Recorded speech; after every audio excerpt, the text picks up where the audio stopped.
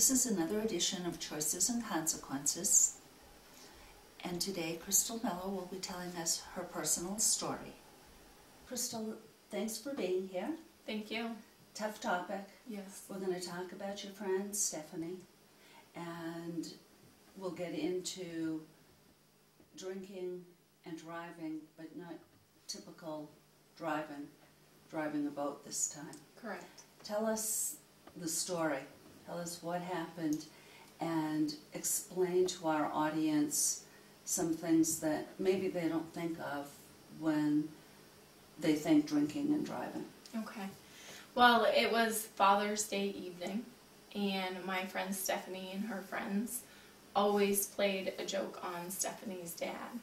So for Father's Day this year, being around the presidential candidate race, they decided to print a whole bunch of photos offline of the different presidents and put them on wooden sticks, and took the boat out on Lake Winnipesaukee and went to her father's house late at night, put the photos all over his lawn, and then got back into the boat to drive back to the marina.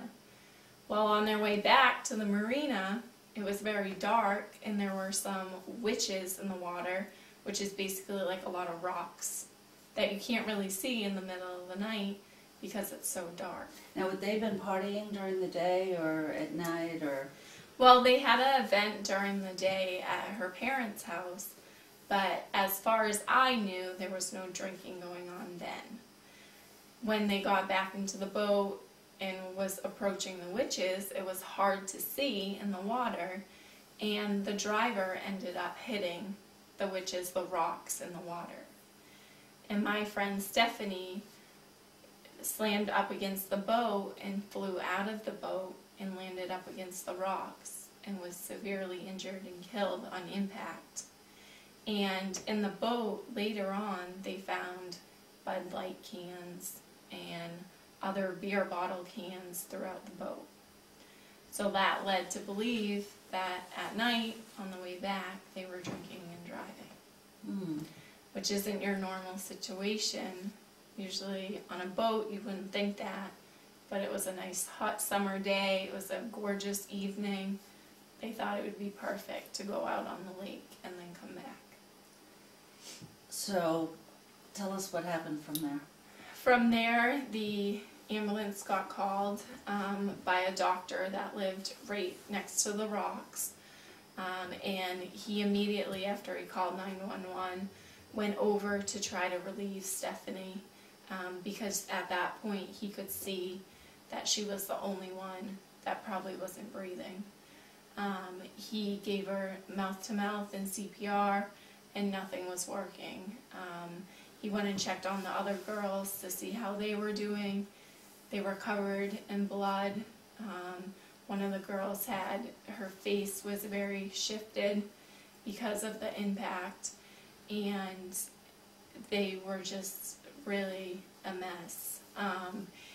After he kind of checked on those two, figured out that they still were breathing, he went back to Stephanie to try to give her more CPR. When the ambulance got there, they also tried to give her CPR, took her by ambulance to the hospital, and they said she was dead. They couldn't do anything for her. Is this something, now you live up near The lake, correct. Something typical that goes on up there during the summer? I think so, absolutely. I mean, you have a gorgeous summer day. People go out on the boat all day long. They're up by the sandbars. It's a great place to stop, to take a swim and whatnot. And people have their grills out, or cooking, or eating, or drinking. And they don't realize that even on the lake, just one beer could do a number to not only the people in your boat, but to someone else as well. And I know the laws are starting to get a lot more strict as far as speed and everything on the lake. And I know this incident which happened with Stephanie is really pushing the Marine Patrol to try to get more Marine Patrol out there late at night and during the day, but to go by the sandbars. Do they stop the Marine Patrol? Do you know if they are looking at boaters more carefully to see if they are drinking while they're on the lake? I think they do, absolutely. Because myself, when I've been out at the lake and we've been at the sandbar, you always see Marine Patrol driving by. And they even will drive by and try to get like a closer look at people in their boats. Sometimes they'll come up to people and just kind of say, hi, how are you doing? And that's almost their way of checking in to see, you know, what are these people doing? Are they drinking? The person that was drinking, that had that beer or that alcoholic beverage in their hand, are they the ones that they're going to see driving that boat later? And that's a lot of times how people are going to get picked up, is because Marine Patrol is stepping in and seeing who's drinking and who isn't, and then who the driver is later on. Has anything happened to the person that was driving the boat of your friend? She is actually going through a lawsuit right now, and Stephanie's family is trying to decide if they're going to press charges against her or not. And the reason why they're not sure if they want to is because Stephanie, Erica, and her other friend were a very close-knit group of friends. And her family feels that if they press charges, what's it only going to do to her? It's going to hurt her even more. And Stephanie's gone. There's nothing they can do to bring her back. So for putting Erica through that much more stress, they're not sure if that's the right thing to do right now.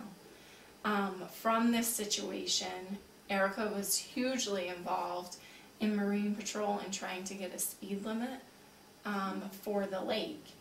And since this accident has happened, I'm almost positive they've set the speed limit now to 45 during the day, and I believe it's 20 miles in the evening, as fast as you can be going on the lake, which is a good thing. You've also been a bartender while you were in college. Yes. Did you run into any particular incidents with drunken patrons? Any stories you can tell our viewers? Yes, absolutely. I mean, working as a bartender, that's what you do most of the time, is you serve people alcohol. And late at night, working around 4 or 5 colleges, late at night we had a lot of college students come in and a lot of other students come in, and just citizens from around the community. And they would sit there and have a beer or two, but yet they just came from another bar. So by that time, they've had plenty of liquor. I remember there was one incident when I told a guy he could no longer have his beer anymore because he started to raise his voice, and that's one sign that somebody's had too much alcohol. So at that point I said, "Excuse me, sir, you can no longer have this beer. I need to take it from you." And instead of him being polite, the alcohol, I think, kind of moved into his system, and he took his beer and threw it at me.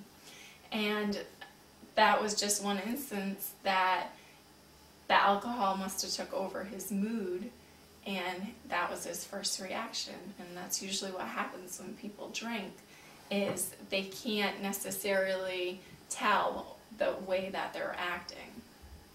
What would you like to tell?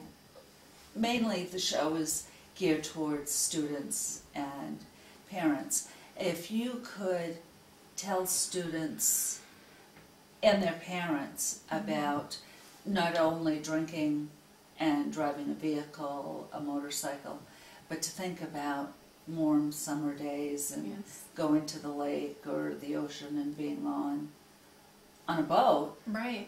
what would you like to impress upon them? The biggest thing I would like to impress upon them is, before you have that alcoholic beverage, think about how you're going to react.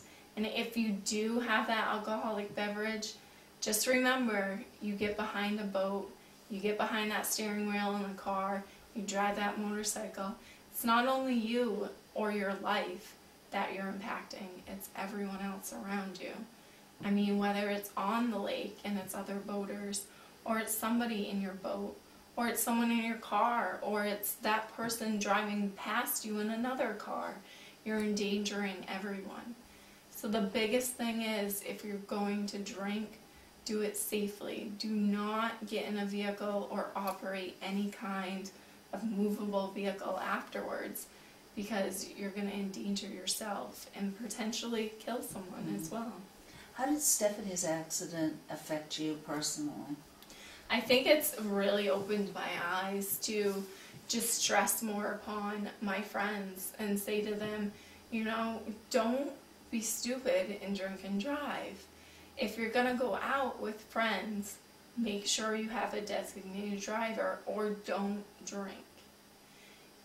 Because, you know, it hurts so much. I've seen Stephanie's family hurt so much by this, and you can never ever take someone's, once their life is gone, you can never bring them back.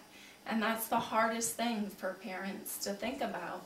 I mean, you don't want to be setting a funeral for your child. Like, you want to see your child graduate college and high school and get married. And Steph's parents never saw her get married because of this accident. Good.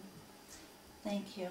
Thank you very much. I know it's difficult. It's very hard to come and relive this type of situation, but I think it makes an impact. Yes, and I hope that many students and their families think about the message that we're trying to get across, and they realize it could really affect someone's life, not only your life, but everybody else around you.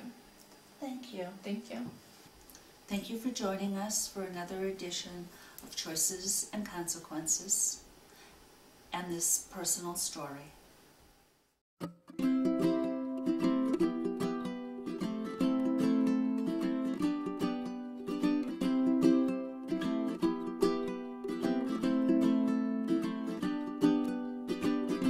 I hope this old train breaks down, then I could take a walk around, see what there is to see. Time is just a melody with all the people in the street.